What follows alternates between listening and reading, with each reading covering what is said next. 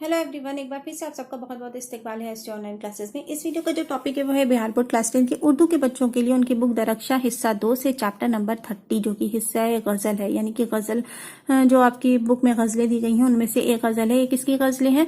इरफान सिद्दीकी। इनकी भी 2 गजलें आपके निसाब में शामिल है। तो इस वीडियो में मैं आपको इस चैप्टर से रिलेटेड कंप्लीट सॉल्यूशन बताऊंगी, सारे क्वेश्चन आंसर जो आपकी बुक में दिए गए हैं, साथ ही साथ इरफान सिद्दीकी वगैरह के बारे में भी जो भी इंपॉर्टेंट टॉपिक है वो सारा मैं इस वीडियो में कवर करने वाली हूँ। तो आप लोग इस वीडियो को जो है वो पूरा देखिएगा। तो ये स्टार्ट करते हैं वीडियो को। वीडियो स्टार्ट करने से पहले एज यूजुअल एक छोटी सी रिक्वेस्ट है कि वीडियो अच्छा लगे तो लाइक कीजिए और चैनल को सब्सक्राइब कीजिए।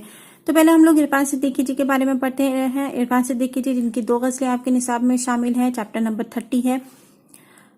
इरफान सिद्दीकी का असल नाम इरफान अहमद सिद्दीकी था। शेर व अदब की दुनिया में इरफान सिद्दीकी के नाम से ये मशहूर हुए थे। 1939 में बदायूं में पैदा हुए। उनके वालिद का नाम सलमान अहमद सिद्दीकी बदायूनी था। इरफान सिद्दीकी के वालिद पेशे से वकील थे और अदीब और शायर भी थे। उनके दादा इकराम अहमद शाह सिद्दीकी भी अच्छे शायर थे। इस तरह इरफान सिद्दीकी के यहाँ 3 नस्लों से शेर व अदब की आबियारी हो रही थी। यानी कि तीन नस्लों से ये सिलसिला जो है वो चला आ रहा था। यानी कि इनको जो गजल और शेर कहने था वो का जो फन था वो इनको विरासत में मिला था। अब आगे पढ़ते हैं। इरफान सिद्दीकी ने 1953 में मैट्रिक का इम्तिहान पास किया। 1955 में इंटरमीडिएट और 1957 में बीए और 1969 में एमए किया। इनका एमए का मौजू इमरानियात था। फिर उन्होंने दिल्ली में मास कम्युनिकेशन में डिप्लोमा की डिग्री हासिल की और 1962 में हुकूमत हिंद की इत्तलाती सर्विस से वाबस्ता हो गए। फिर वो मुख्तलिफ शोबों में काम करते रहे। आखिर में नायब प्रिंसिपल के ओहदे पर फैज हुए और इसी ओहदे से सबकदोश भी हुए, यानी रिटायर हुए। सबकदोशी के बाद उन्होंने लखनऊ में मुस्तकिल सुकूनत इख्तियार कर ली। यानी कि रिटायरमेंट के बाद वो लखनऊ में परमानेंटली सेटल हो गए। 16 मार्च सन 2000 को ब्रेन ट्यूमर के मर्ज की वजह से लखनऊ में इनका इंतकाल हो गया। तो ये पहले थी इरफान अहमद सिद्दीकी के बारे में। इनका जो हालात ज़िंदगी है, पहले इनकी पैदाइश, नाम, पैदाइश, उसके बाद इनका जो तालीम और तरबियत है, उसके बाद इनके जो मुलाजमत वगैरह। इन्होंने कहा कि पहले इन्होंने इत्तलाती सर्विस, इत्तलाती यानी कि इंफॉर्मेशन जो डिपार्टमेंट होता है उसमें इन्होंने सर्विस की। उसके बाद नायब प्रिंसिपल बन गए और उसी ओहदे से फिर ये रिटायर हुए। उसके बाद इन्होंने लखनऊ में ही ये सेटल हो गए और 16 मार्च 2004 को इनका ब्रेन ट्यूमर की वजह से इनका लखनऊ में इनका इंतकाल हो गया। आगे देखते हैं। इरफान सिद्दीकी के कई मजमूए शाये हो चुके हैं। ये इनका अब इनका ये जो अदबी खिदमात है वो है, इन्होंने उर्दू अदब में क्या काम किया है। इरफान सिद्दीकी के कई मजमूए शाये हो चुके हैं जो अब यकजा तौर पर दरिया के नाम से भी शाया हो गया है। इनका जो किताब है उसका क्या नाम है, जो इनका मजमुआ है, दरिया। इन्होंने कालिदास के संस्कृत ड्रामा मालविका अग्निमत्रम का मालविका और अग्निमतर के उन्वान से तर्जुमा भी किया गया है। यानी कि इस संस्कृत ड्रामे का इन्होंने उर्दू में तर्जुमा किया गया। किस नाम से? मालविका और अग्निमतर तर्जुमा किया था। राब्ता आमा के मौजू पर भी इरफान सिद्दीकी ने एक किताब लिखी है। तो ये था इरफान सिद्दीकी का जो हालात ज़िंदगी कहिए या पूरा तारुफ कहिए। अब आते हैं हम लोग क्वेश्चन आंसर की तरफ। इरफान सिद्दीकी के बारे में कोई भी क्वेश्चन आए, उनकी हालात ज़िंदगी वगैरह के बारे में पूछा जाए, उनकी कौन सी अदबी खिदमात है उसके बारे में, तो आप इसी में से लिख सकते हैं। तो सबसे पहले आपकी बुक में जो मारूजी सवाल दिए गए हैं, ऑब्जेक्टिव टाइप क्वेश्चन, उनमें पहला सवाल है इरफान सिद्दीकी कब और कहाँ पैदा हुए? आंसर इसका 1940 में अलीगढ़ में। अगला सवाल है इरफान सिद्दीकी का ताल्लुक किस खानदान से था? आंसर इसका शेख सिद्दीकी खानदान से था। सवाल नंबर 3 है इरफान सिद्दीकी ने मैट्रिक का इम्तिहान कब पास किया? आंसर इसका 1953 में। पहला सवाल देखिएगा, पहला सवाल थोड़ा सा गलत था। ये इसमें 1940 अलीगढ़ नहीं है, बल्कि इसका सही जवाब है 1939 को बदायूं में ये पैदा हुए थे। इरफान सिद्दीकी कब और कहाँ पैदा हुए थे? 1939 में बदायूं में पैदा हुए थे। It's a pen mistake. तो अब आते हैं अगले सवाल की तरफ। मौलवी इकराम अहमद शाह सिद्दीकी अपने अहद के सर सैयद समझे जाते थे। ये इरफान सिद्दीकी के कौन थे? आंसर है इसका दादा। इस तरह से भी पूछा जा सकता है कि इनके दादा का क्या नाम था, तो आंसर है इसका मौलवी इकराम अहमद शाह सिद्दीकी। अगला सवाल है सवाल नंबर 5। इरफान सिद्दीकी ने मास कम्युनिकेशन में डिप्लोमा कहाँ से हासिल किया? आंसर इसका दिल्ली से। اب آتے ہیں مختصر ترین سوالات کی طرف. یہ بھی آبجیکٹیو ٹائپ ہی ہوتے ہیں, 1 نمبر کے آتے ہیں. ان میں پہلا سوال ہے عرفان صدیقی کا انتقال کس مرض کی وجہ سے ہوا؟ آنسر اس کا برین ٹیومر کے مرض کی وجہ سے. مختصر ترین سوالات یعنی کہ ویری شارٹ جو ہوتے ہیں وہ اکثر آبجیکٹیو میں ہی انکلوڈ کیے جاتے ہیں اور آبجیکٹیو بنا کر کے ہی اس سے کوشچنس آتے ہیں. اگلا سوال ہے عرفان صدیقی کا انتقال کب اور کہاں ہوا؟ آنسر ہے اس کا لکھنؤ میں 2004 میں. نیکسٹ کوشچن, عرفان صدیقی کے مجموعے کس نام سے یکجا طور پر شائع ہوئے؟ آنسر اس کا دریا. مختصر ترین سوال سے سوال نمبر 4 ہے عرفان صدیقی ملازمت سے سبکدوش ہونے کے بعد کہاں سکونیت پذیر ہوئے؟ آنسر اس کا لکھنؤ میں. سوال نمبر 5 ہے عرفان صدیقی نے کالیداس کے ڈرامہ مالویکا اگنی مترم کا ترجمہ کس نام سے کیا تھا؟ آنسر اس کا مالکا اور اگنی متر کے نام سے انہوں نے اس کا ترجمہ کیا تھا اردو میں. تو یہ تھے ویری شارٹ کوشچن, مختصر ترین سوالات. اب آتے ہیں ہم نیکسٹ, آپ کے بک میں جو دیے گئے ہیں وہ ہے طویل سوالات یعنی کہ لانگ کوشچنس دیے گئے ہیں. شارٹ کوشچنس 2 نمبر والے نہیں ہیں اس چیپٹر میں آپ کو دیے گئے ہیں, سیدھے لانگ کوشچن دیے گئے ہیں. تو آئیے ان میں دیکھتے ہیں. پہلا سوال جو ہے تو اس چیپٹر سے طویل کوشچن سے پہلا سوال ہے عرفان صدیقی کی غزل کوئی کی خصوصیات بیان کیجیے. جواب ہے اس کا اردو کے جدید غزل کو شعراء میں عرفان صدیقی کی شخصیت نہایت اہم ہے. انہوں نے اردو غزل کو نئے رنگ و آہنگ سے آشنا کیا ہے, یعنی کہ ایک نئے طریقے سے وہ پیش کرتے تھے.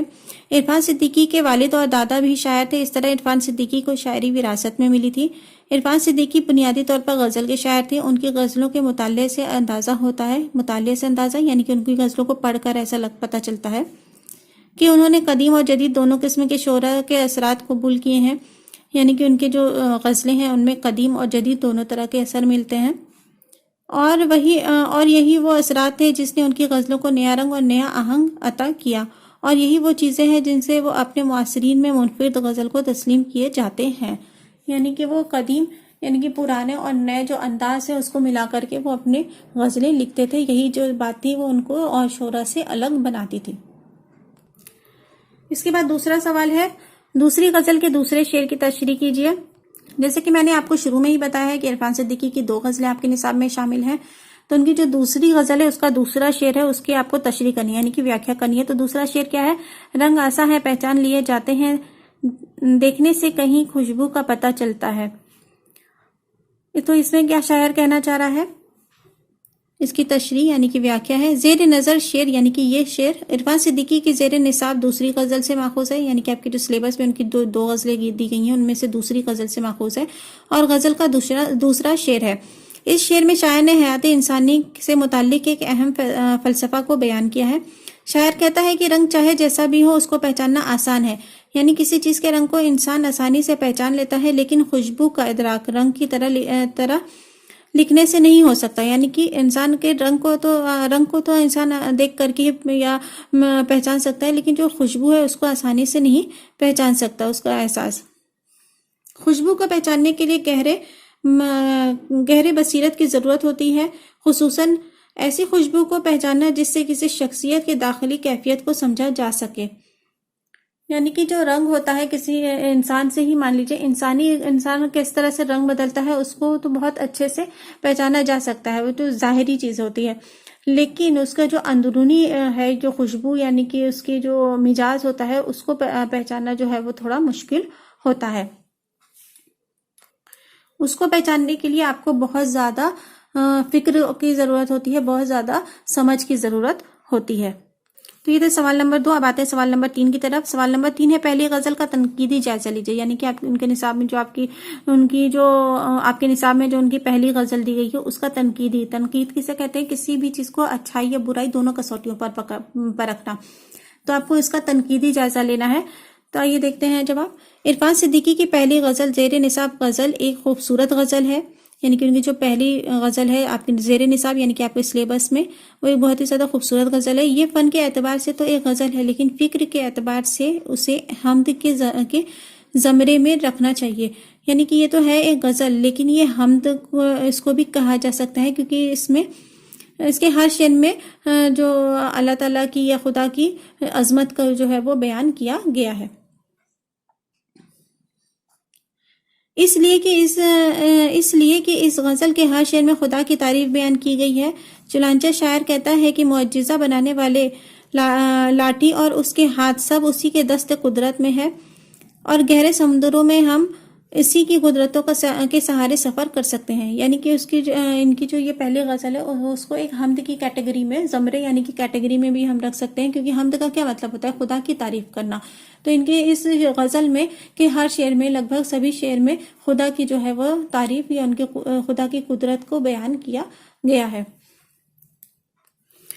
غزل کے دوسرے شعر میں شاعر نے محبوب سے مخاطب ہو کر کہا ہے کہ اے میرے اعتبار کی آنکھیں، تیرا یقین بھی حقیقت میں پر مبنی ہے کہ رات کے فصل سے آگے بھی سب کچھ اور قادر مطلق کا ہے. میدان جنگ میں بھی جب مجاہدین لڑ رہے ہوتے ہیں تو وہ صرف اپنا فرض ادا کرتے ہیں، ورنہ تلوار بھی خدا کے دست قدرت میں ہے اور تلوار سے کٹنے والی گردن بھی خدا ہی کی امانت ہے. یعنی کہ اس میں وہ خدا کا ذکر کر رہے ہیں اپنے محبوب کو. پہلے تو دوسرے شعر میں انہوں نے اپنے محبوب کو مخاطب کیا ہے کہ تم کو ایسا لگ رہا ہے کہ سب تمہاری ہی وجہ سے ہے، لیکن ایسا نہیں ہے. اس کے آگے وہ کہتے ہیں آگے کے شعر میں کہ سب کچھ خدا سے ہی ہوتا ہے. یعنی کہ میدان جنگ میں جو لڑنے والے ہیں وہ بھی خدا کی مرضی سے ہی جنگ ہو رہی ہوتی ہے، اور جو مرنے والے ہوتے ہیں، مارنے والے بھی خدا کی مرضی سے مارتے ہیں، اور مرنے والے پر بھی خدا کی ہی مرضی ہوتی ہے.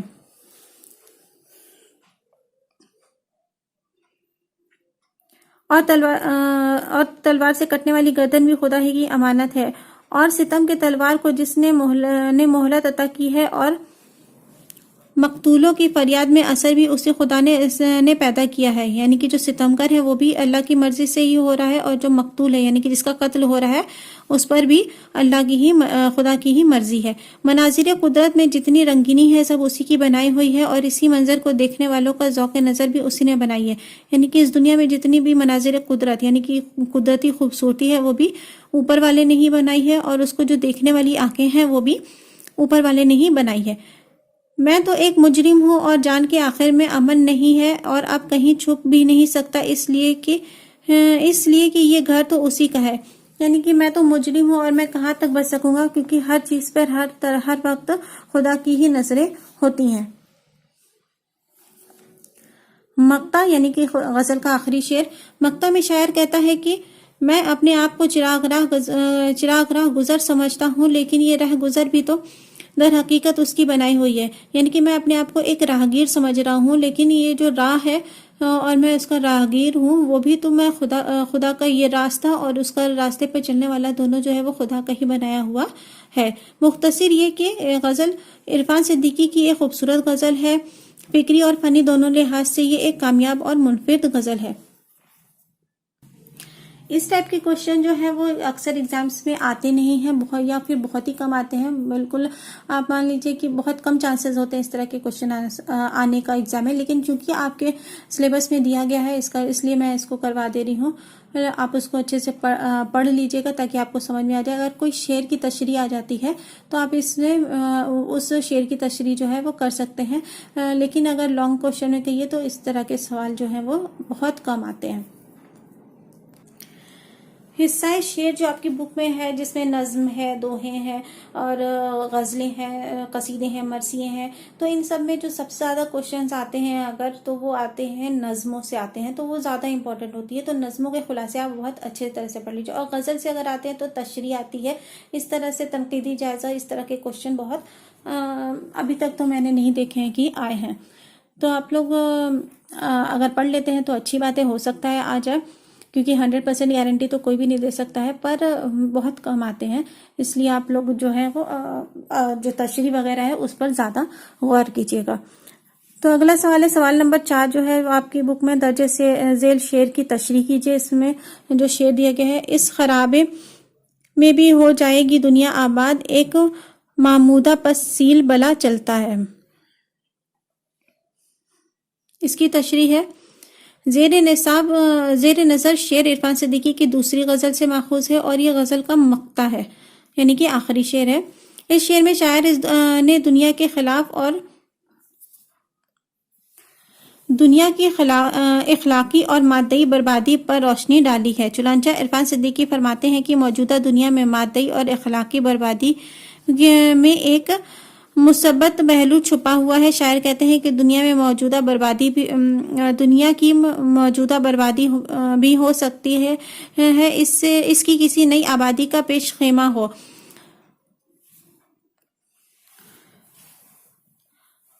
कानून कुदरत भी है कि हर मुसीबत के सैलाब के साथ एक आबादी और खुशहाली की कैफियत भी होती है। इसलिए दुनिया की बर्बादी से शायर से मायूस नहीं है, बल्कि उसके जहन में किसी न किसी गोशे में बर्बादी के बावजूद उम्मीद की एक किरण जो है वो मौजूद है।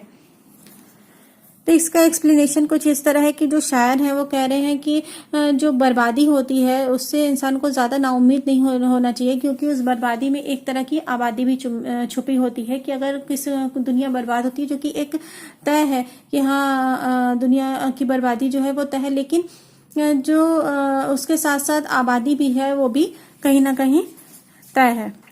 ये एक सिलसिला है जो चलता रहता है, बर्बादी के बाद आबादी और फिर आबादी के बाद बर्बादी। तो ये सिलसिला है जो चलता रहता है, इसके लिए ज़्यादा परेशान होने की ज़रूरत नहीं है। इसमें भी एक उम्मीद की किरण होती है जो मौजूद रहती है और हमें उसको देखना चाहिए।